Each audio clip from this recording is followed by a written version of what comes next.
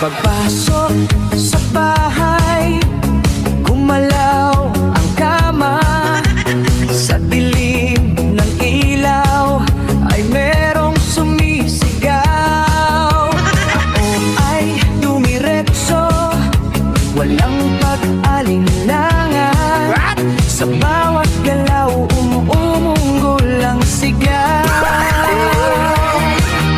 Sa tunog ng bunganga ako'y napahanga, at ako'y dahan-dahan na sumisilip din.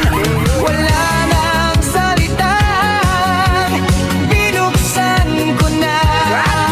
Pag-on ko ng ilaw, nakita ko lahat. Hawak mo ang itlog ng loob. Pagpasok sa